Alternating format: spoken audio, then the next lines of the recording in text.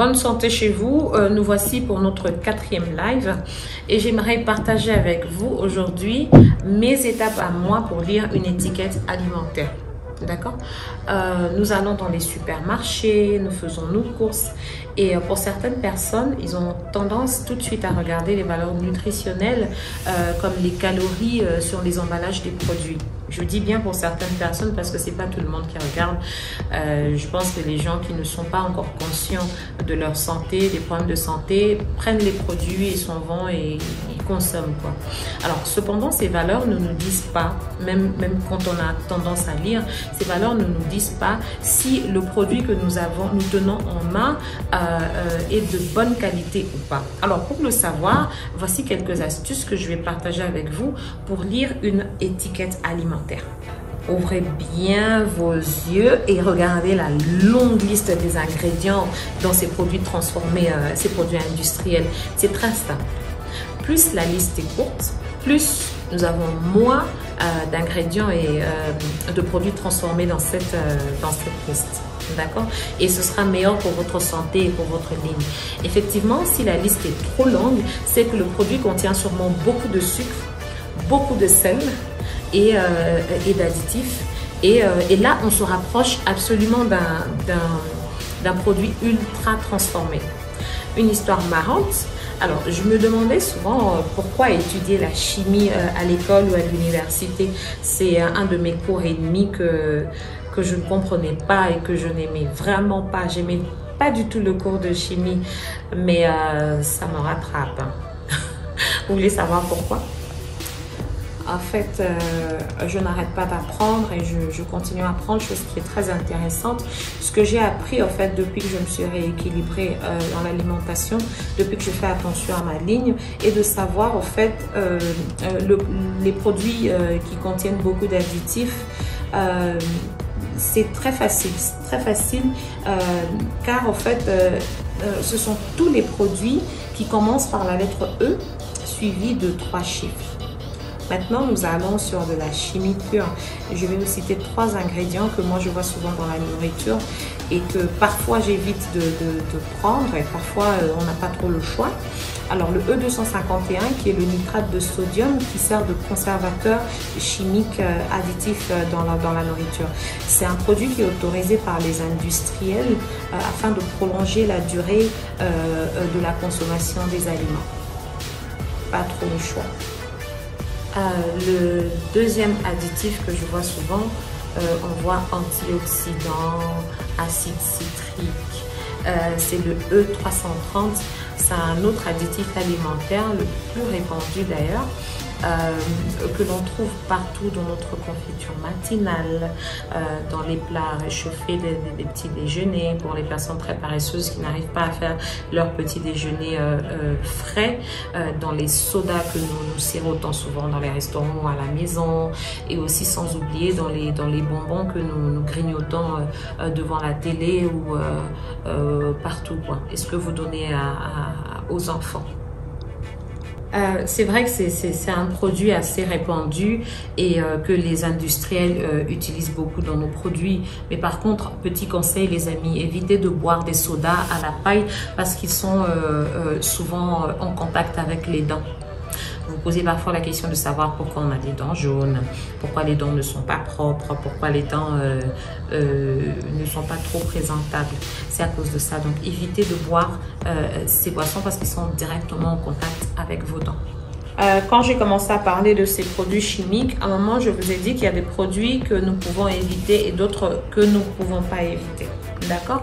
Le E500 par exemple, le bicarbonate de sodium, c'est un produit de levage, c'est un produit appétissant qu'on trouve souvent dans les fromages pour réguler leur acidité, qu'on trouve dans le lait condensé pour prévenir la coagulation, qu'on trouve aussi dans les poudres de cacao pour rendre plus fluide ce qu'il faut noter en fait et que ces additifs sont présents naturellement. Ok, cet additif est présent naturellement dans nombreuses denrées alimentaires. Donc, sa consommation est jugée apparemment non préoccupante pour la santé humaine. Autre chose à regarder, comme deuxième chose, c'est l'ordre de la liste des ingrédients dans ce que vous achetez dans l'industriel. Sachez en fait que ces ingrédients sont rangés par ordre décroissant. Ok, c'est-à-dire que le premier ingrédient est cité dans la liste le premier ingrédient cité dans la liste sera l'aliment le plus utilisé et le dernier sera l'aliment le moins utilisé. D'accord? Alors, dans l'idéal, un aliment sain n'a aucune liste d'ingrédients. Aucune. Vous allez dans les champs, vous allez vous tuez un animal et vous mangez de la viande, il n'y a aucun aliment ajouté, nous sommes d'accord.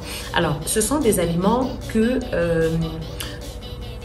vous devez en fait consommer au maximum parce qu'ils sont directement obtenus des plantes ou des animaux, comme je venais de dire. Je ne vous demande pas d'arrêter les aliments industriels, c'est pas ce que je suis en train de dire.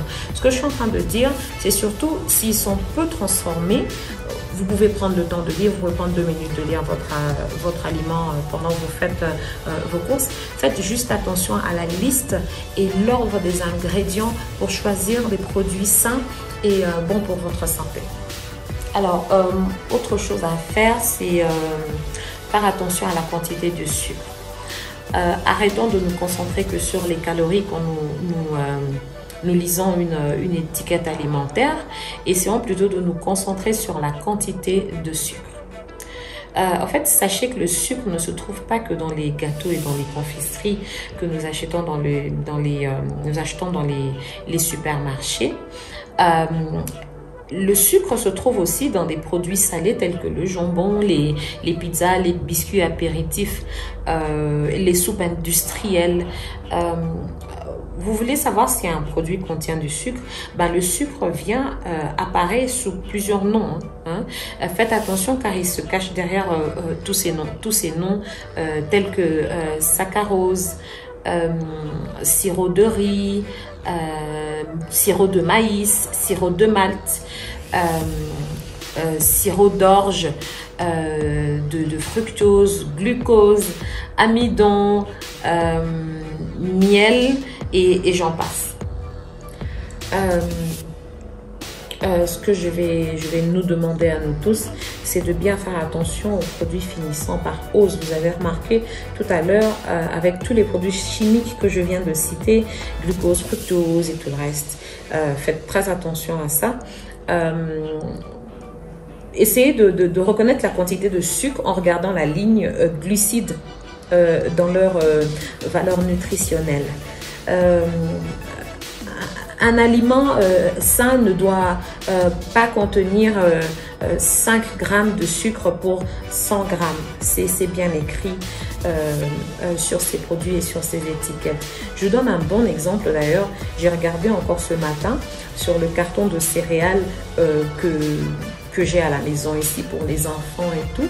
Faites très attention parce que dans ce carton de céréales petit déjeuner, pour 100 grammes de céréales, contient 15,3 grammes de sucre ajouté. Et cela pour 500 grammes. Faites le calcul. C'est tellement exagéré et ça fait mal parce que nous faisons aussi du mal à nos enfants et à nous-mêmes. En fait, ce sont tous ces produits dits sans sucre. La blague, en fait, est-ce que ces produits sucre, ce qui est écrit sucre en fait dans ces étiquettes alimentaires et au singulier parce qu'il ne contient justement pas de sucre ordinaire, d'accord. Souvent vous allez voir autre chose comme saccharose, mais qui peut contenir d'autres types de sucre, D'accord? C'est écrit 1 gramme de sucre et tout. Après, tu as la saccharose, tu as la fructose, tu as glucose et tout le reste. C'est toujours du sucre. Alors, pour finir aujourd'hui, je vais vous parler de Nutri-Score. Nutri-Score, en fait, qui est une très bonne information pour choisir les aliments sains dans les supermarchés. Encore une fois, faites bon usage de vos téléphones portables. Téléchargez cette application qui peut vous permettre d'obtenir toutes ces informations nutritionnelles et des informations sur les valeurs nutritives des produits avant l'achat. La SoCoach pour vous. Voilà pour moi aujourd'hui. Un produit non transformé. À la prochaine fois. Au revoir.